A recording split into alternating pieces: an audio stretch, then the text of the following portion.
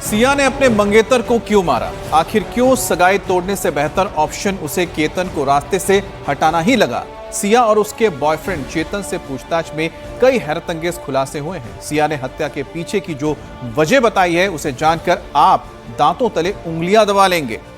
एक एक खुलासा बस चंद मिनटों के अंदर हम करेंगे, लेकिन उससे पहले बड़ी खबर आप जान लीजिए। पुणे के केतन मर्डर केस में एक बड़ा खुलासा हुआ है। खुलासा ये कि सिया और चेतन ने चैट हिस्ट्री डिलीट कर दी। केतन के मर्डर से पहले और बाद की जो पूरी बातचीत थी चेतन और सिया के बीच, वो डिलीट कर दी गई है। अब देखिए, फोन का रिसाइकल बिन भी दोनों ने डिलीट कर दिया। पुलिस सिया और चेतन की चैट हिस्ट्री रिकवर करने में जुटी हुई है। इस बीच पुणे में आज केतन को इंसाफ दिलाने के लिए कैंडल मार्च निकाला जाएगा, जिसमें 3000 लोगों के शामिल होने की उम्मीद है। सिया और चेतन दोनों पुलिस के रिमांड पर हैं। उनसे पूछताछ में बड़े खुलासे भी हो रहे हैं। दोनों ने चैट हिस्ट्री डिलीट कर दी है।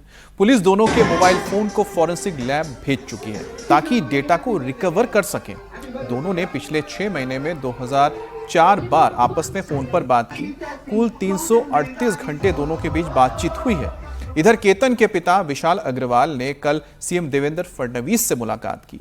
उन्होंने मामले की जांच फास्ट ट्रैक कोर्ट पर करवाने की मांग की है, लेकिन जिस पर सीएम ने भी हामी भर दी है। लेकिन अब सबसे बड़ा सवाल यही है कि पुलिस को पूछताछ के साथ साथ सबूत भी जुटाने होंगे, और सबूत जुटाने में सबसे महत्वपूर्ण अगर किसी चीज का रोल रहने जा रहा है तो वो है यहां पर चेतन और साथ ही रिया का वो फोन, जिसमें दोनों के बीच लंबी बातचीत भी हुई है और साथ ही साथ दोनों के बीच यहां पर चैट्स भी हैं। तो क्या चेतन और सिया के मोबाइल में केतन के कत्ल का सारा राज छिपा था? ये अमित बताएंगे। बिल्कुल, जिन सबूतों को उन्होंने डिलीट किया है, उन्हें रिकवर किया गया है, तो केतन के मर्डर मिस्ट्री से सबसे बड़ा पर्दा उठ सकता है। पहला क्या अपडेट अब आपको बताते हैं। सिया और चेतन ने अपने जो चैट हिस्ट्री है उसे डिलीट कर दिया। मर्डर से पहले और बाद की चैट को उन्होंने डिलीट किया है। दूसरा अपडेट हम आपको बता रहे हैं, चैट हिस्ट्री रिकवर करने में इस वक्त पुलिस लगी हुई है। 6 महीने पहले से ये कांटेक्ट में थे, यानी दोनों कांटेक्ट में आ चुके थे 6 महीने से। अब दोनों का जो मोबाइल है वो फॉरेंसिक लैब में मौजूद है। अब जो डेटा उन्होंने डिलीट किया है उसे रिकवर किया जाएगा। दोनों ने करीब 204 बार कॉल किए हैं, 2004 बार कॉल किए हैं और 238 घंटे तक इनकी टॉक टाइम, यानी कि इतने घंटे इन्होंने बात की है। अब साथ ही जो चैट हिस्ट्री रिकवर करनी है उसमें भी खासा वक्त लग जाएगा और यही पुलिस के लिए सबसे अहम सबूत होंगे। अब केतन मर्डर केस से जुड़ी इस वक्त की बड़ी अपडेट आपको हम बता देते हैं। सिया के भाई साहिल गोयल से 10 घंटे तक पूछताछ हुई है और साहिल ने ही सिया को अपने दोस्त चेतन से मिलवाया था। यानी कि जो चेतन है वो सिया के भाई साहिल का दोस्त था। साहिल को सिया और चेतन के अफेयर के बारे में सब कुछ मालूम था। साहिल और चेतन दोनों की दोस्ती क्रिकेट खेलने के दौरान हुई थी और दिवाली की पार्टी के बाद सिया और चेतन के बीच मेलजोल बढ़ गया और फिर दोनों एक दूसरे को पसंद करने लगे। अब सवाल ये उठ रहा है कि क्या सिया के अफेयर से साहिल वाकिफ था, उसे सब कुछ पता था? अगर हाँ, तो उसने केतन या फिर सिया के घर वालों को इन्फॉर्म क्यों नहीं किया? साहिल भी इस मिस्ट्री को सुलझाने में अहम कड़ी साबित हो सकता है। उसे पुलिस ने 10 घंटे पूछताछ की है और क्योंकि साहिल ही वो शख्स है जिसने अपनी बहन सिया को अपने दोस्त चेतन से मिलवाया था, तो साहिल एक बहुत अहम कड़ी हो सकती है। टीम उससे भी पूछताछ कर रही है कि साहिल इस पूरे मामले में क्या जानता है।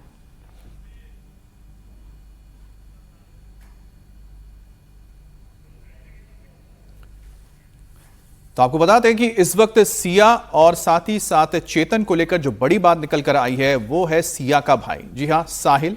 बताया जा रहा है कि चेतन से जो मुलाकात सिया की हुई थी वो साहिल ने करवाई थी। अब साहिल से 10 घंटे तक पूछताछ हो चुकी है और साथ ही साथ अब जब बातचीत हुई है और साथ ही साथ पुलिस ने पूछताछ की है तो साहिल से जानने की कोशिश होगी कि आखिर किस तरह से चेतन और सिया के बीच ये मुलाकात हुई और उसके बाद क्या दोनों के बीच जो करीबी आए या दोनों के बीच जो लंबी बातचीत होने लगी, क्या उसके बारे में साहिल जानता था? सिया को चेतन से मिलवाया क्योंकि साहिल था और साहिल के बारे में यहां पर ज्यादातर बात निकलकर सामने आएगी कि साहिल को पता था कि चेतन कैसा है, उसका बैकग्राउंड कैसा है और ये सब जानने के बाद भी उसने मुलाकात करवाई थी यहां पर सिया से।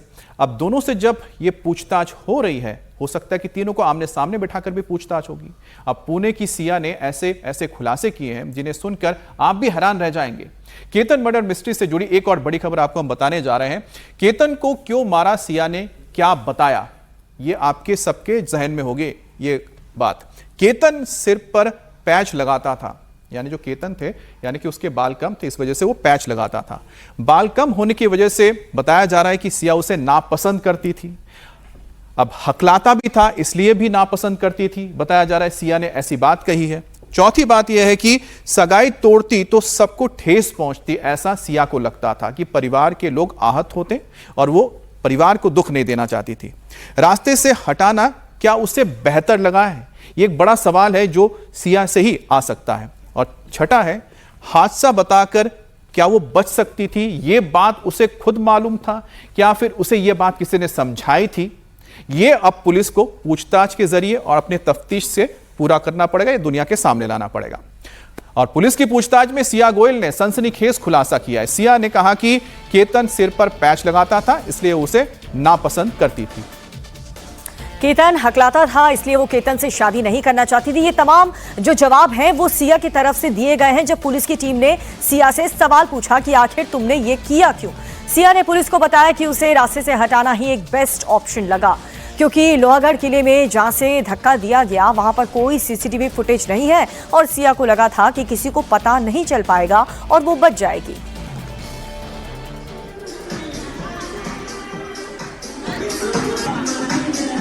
तो ये वीडियो हम आपको दिखा रहे हैं जिसमें आपको सिया नजर आ रही हैं, बेहद खुश हैं, अपने दोस्तों के साथ यहाँ पर पार्टी करते हुए नजर आ रही हैं। अब तक जो पूछताछ हुई है, सबसे बड़ी बात निकलकर सामने ये आया है कि सिया को ये मालूम था कि केतन पैच लगाता है, यानी कि उसके बाल कम थे इसलिए वो नकली बाल लगाता है। दूसरी बात यह है कि केतन स्टैमर करता है, यानी कि हकलाता है, ये बात भी शायद उसको पसंद नहीं थी। तो इसका मतलब क्या ये निकलता है कि सिया इस शादी के लिए रजामंद नहीं थी, लेकिन वो अपने परिवार से बहुत प्यार करती थी, परिवार के लोगों को ठेस नहीं पहुंचाना चाहती थी, इसी वजह से उसने ये तय किया कि मैं शादी करूंगी। लेकिन उसके दिमाग में ये बात किसने डाली कि अगर तुम अपने परिवार को ठेस नहीं पहुंचाना चाहती हो तो क्या केतन को रास्ते से हटा दो, अगर हटा दो तो किस तरह से हटा दो? कुछ ऐसे सवाल हैं जो इस वक्त पुलिस को तलाशने हैं। तो सिया ने पुलिस को जो बताया वो सिलसिलेवार तरीके से हम आपको बताते हैं। केतन सिर पर पैच लगाता था, बाल कम थे इसलिए उसे केतन जो है वो पसंद नहीं था। केतन हकलाता था इसलिए वो पसंद नहीं था। सगाई तोड़ देती तो घर वालों को ठेस पहुंचती, इसलिए रास्ते से हटा दिया और हादसा बताकर बच सकती थी, ऐसा सिया ने पुलिस की टीम को बताया है इस इन्वेस्टिगेशन के दौरान। अब केतन के सिर पर पैच लगाने को लेकर केतन के पिता से सवाल किया गया तो उन्होंने बताया कि यह बात सगाई से पहले ही सिया और उसके घर वालों को बता दी गई थी, कुछ छुपाया नहीं गया था। अगर सिर पर पैच लगा था तो केतन को छोड़ देती, मार क्यों दिया? को वीक पहनता था, वो एक बड़ा कारण है। वो उसमें कितना तथ्य है इन बातों में? केतन एक छोटा पैच लगाता था, लेकिन ये शादी से पहले ही क्लियर किया गया था, उनको सबको बताया गया था। तो आपको लगता है कि ये कारण हो सकता है कि इस एक्सट्रीम स्टेप पे? ये क्या कारण है किसी बच्चे को मारने का? अगर नहीं पसंद था तो इनकार कर देते थे ना। अब सोचिए कि ये पिता क्या जवाब दे जब पिता से कोई ये पूछे कि आपका बेटा पैच लगाता था। लेकिन जाहिर सी बात है, पिता ने जो सवाल पूछा कितना जायज़ है। क्या अगर किसी को ये लगे कि मेरा बेटा पैच लगाता है इसलिए मैं उसे पसंद नहीं करती हूं, तो क्या उसका मर्डर कर देगा कोई? और यही सवाल अब पुलिस को भी तलाशना है। क्या वाकई में सिया ने इसी वजह से ये कदम उठाया? क्या सिया को ऐसा लगता था कि वो अगर घर वालों को बताएगी तो शायद उसके घर वाले क्या नहीं मानेंगे, या वाकई में उसके घर वालों को ठेस नहीं पहुंचाना चाहती थी? फिर उसने इतना बड़ा कदम कैसे उठा लिया कि उसने केतन का मर्डर कर दिया? अब केतन मर्डर मिस्ट्री पर जैसे जैसे खुलासे हो रहे हैं, यकीन मानिए हर कोई चौंक रहा है। इस बीच सिया की मां ने भी एक बहुत बड़ा बयान दिया है। सिया की मां ने कहा था कि दोषी को फांसी दी जाए, सिया दोषी है तो उसे भी खाई में ढकेल दिया जाए। तहकीकात की तौर पे निकलता है कुछ जो भी दोषी, तो उसे सख्त से सजा दीजिए, या तो उसे फांसी की सजा दीजिए, या जहाँ केतन जी इसको लोहगढ़ में गिरे हैं वहां से जो दोषी है उसको गिरा दीजिए।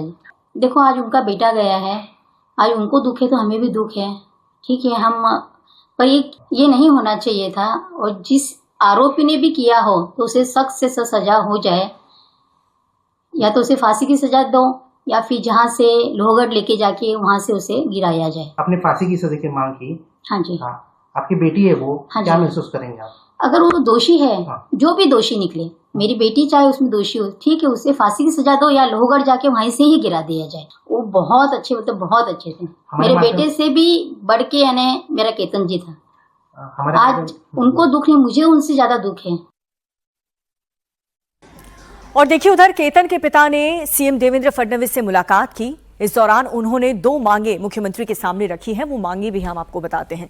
सबसे पहले जो मांग वहां पर रखी गई है कि इस पूरे मामले को फास्ट ट्रैक कोर्ट में ही इसकी सुनवाई हो।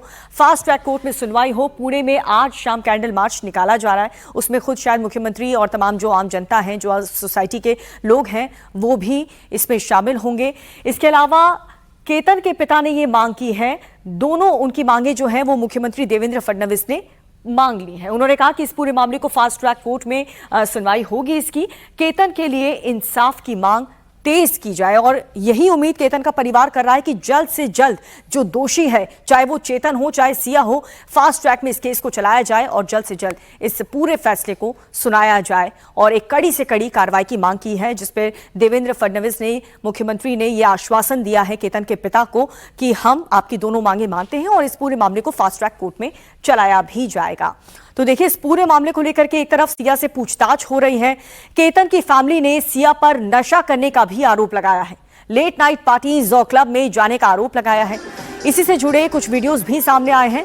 सिया की मां से इस बारे में सवाल पूछा गया है तो उन्होंने सारी बातों को झूठा बताया और कहा कि उनकी बेटी को बदनाम किया जा रहा है। अगर ये बात केतन के परिवार को पता थी तो उन्होंने रिश्ता क्यों नहीं तोड़ दिया। सिया ने कुछ भी ड्रिंक्स करती नहीं थी, कुछ भी पार्टी वार्टी जाने का तो कुछ वो नहीं था। अगर उनको ये लगा था तो उन्होंने मुझसे या जिसने ये रिश्ता कराया है हमारी ननद जी और हमारे जिया जी, तो उनसे एक बार पूछ लेना था कि ऐसे ऐसे बच्ची पार्टी जा रही है, ड्रिंक्स कर रही है, तो उन्होंने पूछा क्यों नहीं इस बारे में। अब सोचिए कि दोनों ही परिवारों में इस वक्त ऐसा माहौल है कि अपने बच्चों के बारे में वो क्या कहें, लेकिन जिस तरह से सवाल उठ रहे हैं और उठाए जा रहे हैं, इसमें पुलिस को अब दूध का दूध पानी का पानी करना होगा और इसके लिए जो मुख्य वजह है और जो इसके लिए दोषी है उसको सामने लाना पड़ेगा। लेकिन आगे बढ़ते हैं, बड़ी खबर है। उत्तराखंड के कर्णप्रयाग में निहंगों के विवाद के बाद हिमाचल उत्तराखंड बॉर्डर पर माहौल तनावपूर्ण बन गया है। उत्तराखंड बॉर्डर पर निहंगों ने जबरदस्त हंगामा किया है। फिलहाल बैरियर तोड़कर उत्तराखंड जाने की कोशिश की। इस दौरान उत्तराखंड पुलिस और निहंगों के बीच जमकर झड़प हुई और इस बवाल के बाद उत्तराखंड बॉर्डर को पूरी तरह से सील कर दिया गया। उत्तराखंड बॉर्डर पर अभी भी 200 निहंग मौजूद हैं। निहंगों ने उत्तराखंड सरकार को 48 घंटे का अल्टीमेटम दिया है। कल शाम निहंगों ने कुल्हार बैरियर तोड़ करके उत्तराखंड में घुसने की कोशिश की। पुलिस का आरोप यह है कि बैरिकेडिंग तोड़ने के दौरान पुलिस कर्मियों पर गाड़ी चढ़ाने की भी कोशिश हुई है। हथियार लहरा करके डराने की भी कोशिश हुई। पुलिस ने सरकारी काम में बाधा डालने और सार्वजनिक संपत्ति को डैमेज पहुंचाने जैसी घटनाओं को लेकर निहंगों पर एफआईआर दर्ज की है। बता दें कि कर्णप्रयाग में निहंगों के साथ हुई बदसलूकी के बाद से ये पूरा बवाल शुरू हुआ था। निहंगों की जो 4 मांगे हैं वो भी उन्होंने सामने रखी। तो पहली मांग है कि गिरफ्तार निहंगों की फौरन रिहाई हो। दूसरी मांग है कि निहंगों पर दर्ज एफआईआर वापस हो। तीसरी मांग है कि घटना की निष्पक्ष जांच की जाए और चौथी और आखिरी मांग है कि हेमकुंड साहिब की तीर्थ यात्रा को शांतिपूर्वक पूरी करने दी जाए। तो ये तस्वीरें देख रहे हैं, ये उस वक्त की तस्वीर है जिस वक्त उत्तराखंड और हिमाचल के बॉर्डर पर पुलिस की बड़ी तैनाती थी। दरअसल जो निहंग यहाँ पर जत्था था वो आगे जाने की कोशिश कर रहा था और कर्णप्रयाग जाने की कोशिश में थे। अब इन्हें रोकने के लिए जब पुलिस ने यहाँ पर बैरिकेडिंग की, उन्हें रोका तो वहाँ पर बड़ा हंगामा मच गया, जिसके बाद पुलिस के ऊपर भी पत्थर मारे गए। आप देख सकते हैं उनके ऊपर हथियार भी मारते हुए दिखाया जा रहा है। और इस पूरी खबर पर ज्यादा जानकारी के लिए हमारी सहयोगी अनामिका हमारे साथ जुड़ चुकी है। अनामिका, ऐसा लग रहा है कि जो बवाल है वो थमने का नाम नहीं ले रहा है। फिलहाल क्या एक्शन पुलिस की तरफ से लिया जा रहा है? निहंगों की जो मांग रखी गई है उस पर क्या सुनवाई हुई है अब तक? बिल्कुल, उत्तराखंड प्रशासन को भी ये लगा था कि चमोली में हुए एक विवाद के बाद जो बातचीत हुई थी, जब पंजाब से जत्थेदारों को बुलाया गया था और निहंग सिंह गुरुद्वारा छोड़ के चले गए थे, तो ये विवाद सुलझ गया है। लेकिन उसके 2 दिन बाद ही उत्तराखंड हिमाचल बॉर्डर पांवटा साहिब में 200 से ज्यादा निहंग पहुंचे। उन्होंने मांग की कि जिन निहंग सिंह को गिरफ्तार किया गया है उन्हें छोड़ा जाए, सारे केस वापस लिए जाए और उन पुलिस वालों के ऊपर उनके ऊपर कार्रवाई भाई हो जिन्होंने निहंग सिंहों के साथ बदतमीजी की है, उनकी पगड़ी उतारी है। इसी मांग को लेकर उन्होंने आगे कूच का ऐलान दिया था 25 तारीख को, लेकिन जिसके बाद प्रशासन ने उन्हें समझाया। निहंग जत्थेदारों ने अब 2 दिन का समय दिया है, आज पहला दिन है और कल दूसरा दिन है। मांग ये है कि 5 जो जत्थेदार हैं वो पहले उन निहंग सिंहों से मिलेंगे जिन्हें ऋषिकेश एम्स में भर्ती किया गया है, जो विवाद के दौरान जख्मी हुए थे। उसके बाद वो जेल जाएंगे, उन निहंग सिंह से मिलेंगे जिन्हें अरेस्ट किया था, और उनकी ये मांग है कि सभी को बाइज्जत बरी कर दिया जाए और पुलिस पे कार्रवाई हो। हालांकि हरिद्वार के जो एसएसपी हैं, एडीजी एलओ देहरादून है, वो लगातार बातचीत से इस मसले को सुलझाने की कोशिश कर रहे हैं, लेकिन ये मसला सुलझेगा या नहीं ये अब 2 दिन बाद पता चलेगा। बिल्कुल अनामिका, बहुत बहुत शुक्रिया अनामिका आपका इस जानकारी के लिए।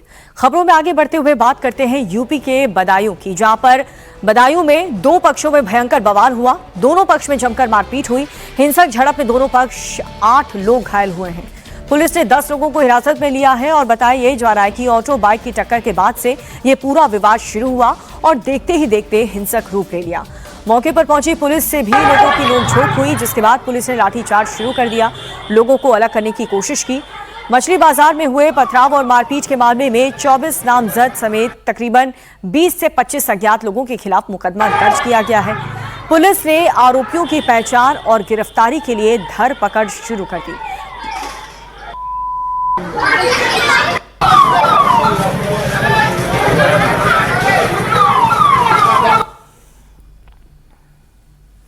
और पुलिस के मुताबिक दोनों पक्षों के लोग लाठी डंडे और ईंट पत्थर से एक दूसरे पर पत्थर फेंकते रहे, हमला करते रहे, और जब पुलिस मौके पर पहुंचती है तो स्थिति संभालने का प्रयास किया। उपद्रवियों ने पुलिस कर्मियों से भी बुरा व्यवहार किया। फिलहाल पुलिस उपद्रवियों की पहचान करके उन पर आगे एक्शन लेने की तैयारी कर रही है।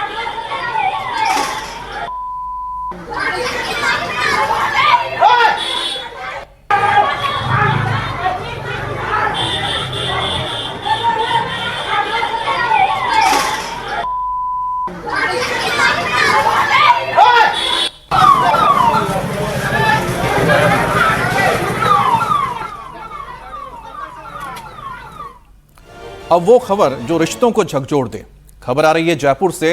एक बेटे ने बुजुर्ग पिता को संपत्ति और पैसों को लेकर बेरहमी से पीटा। बेटे ने एक के बाद एक कई थप्पड़, लात और घूंसे से पिता पर हमला किया। इस दौरान पिता सीढ़ियों पर ही गिर गए। इसके बावजूद आरोपी बेटा रुका नहीं। वो जमीन पर गिरे पिता को हाथ से पकड़कर घसीटता हुआ कमरे तक ले गया। इस दौरान पूरा परिवार देखता रहा। पिता के सिर और मुंह पर गंभीर चोटें आई हैं।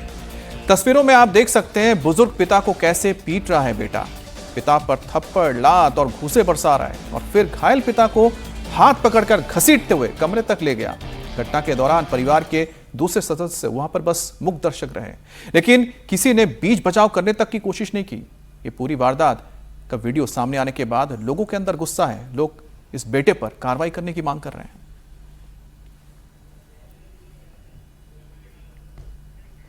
ये तस्वीर आप देख रहे हैं जयपुर से है। ये कलयुगी वो बेटा है जो अपने बुजुर्ग पिता को कैसे मार रहा है। देखिए, 2 थप्पड़ लगाए, पिता नीचे गिर गए और आसपास जो मौजूद घर के लोग हैं वो भी कोई बचाने नहीं आ रहा है।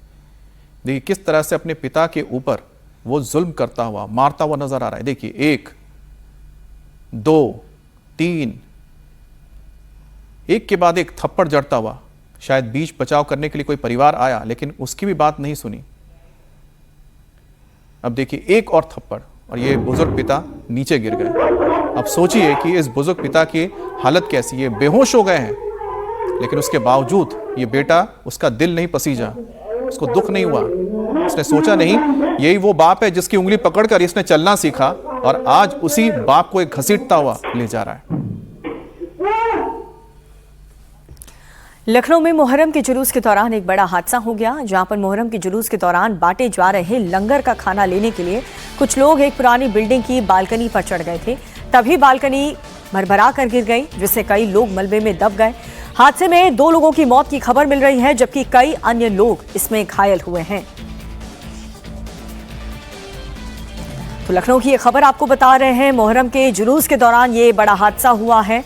जुलूस के दौरान लंगर में लंगर जो बांटा जा रहा था उस दौरान यहाँ पर हादसा हुआ। जो पुरानी बिल्डिंग है उसका जो छत है वो कमज़ोर था, उसकी मरम्मत मांग रही थी, लेकिन वो कमज़ोर था और वहाँ पर देखिए कैसे वो भरभरा कर गिर गया और उस छज्जे के नीचे जो लोग खड़े थे उन लोगों को काफ़ी गंभीर चोट आई है। 2 लोगों की मौत हो गई है, ये जानकारी मिल रही है। बाकी जो लोग हैं वो भी घायल हैं, जिन्हें अस्पताल में भर्ती करवा दिया गया है। मेरा नाम अशफाक है और घटना ये परंपरागत मुहर्रम का जुलूस हर वर्ष की तरह इस बार भी पकरिया महल्ले से होते हुए निकल रहा था। वहाँ पर एक रास्ते में एक मकान था जहाँ पर लंगर बांटा जा रहा था। लंगर छज्जे के और दीवार पर खड़े होकर लोग वितरित कर रहे थे। कुछ लोग नीचे से जो है तो लंगर ले रहे थे जहाँ पर ज्यादा लोगों की भीड़ थी। कुछ लोग छज्जे को पकड़कर लंगर लेने लगे। इसी स्थिति में छज्जा और दीवार के साथ छज्जा जमीन पर नीचे आ गया, उसमें तमाम लोग दब गए। ये थाना क्षेत्र इटौंजा में कस्बा वोहोना में एक छज्जा गिरने की सूचना मिली। पुलिस तुरंत मौके पर पहुंची, सभी घायलों को उपचार के लिए भेजा गया। इसमें 2 बच्चों की मृत्यु होना बताया गया है, अली और अरमान, उम्र करीब 13 वर्ष है। ये एक निर्माणाधीन घर था, उसमें कुछ मुहर्रम के अवसर पर शरबत बांट रहे थे। छत पर खड़े होके तो उसमें छज्जे पे दबाव के कारण वो छज्जा नीचे जो खड़े थे उनके ऊपर गिर गया, इसके कारण मृत्यु हो गई। मौके पर शांति व्यवस्था कायम है। मेरे द्वारा और अन्य अधिकारियों द्वारा घटनास्थल का निरीक्षण किया गया, सबको उपचार के लिए अस्पताल भेज दिया गया। अब बात करते हैं फैजल खान उर्फ खान सर से जुड़ी बड़ी खबर की। खान सर की गिरफ्तारी पर फिलहाल 30 जून तक रोक लगा दी गई है। कोर्ट ने मामले में केस डायरी पढ़ने के लिए 3 दिन का वक्त मांगा है। कोर्ट ने आदेश दिया है कि 30 जून तक खान सर को मिली अस्थायी सुरक्षा जारी रहेगी। इसका मतलब है कि अगली सुनवाई तक उनके खिलाफ कोई सख्त या फिर कानूनी कार्रवाई नहीं होगी। अब अगली सुनवाई और आगे की कार्रवाई पर सभी की नजरें टिकी हैं।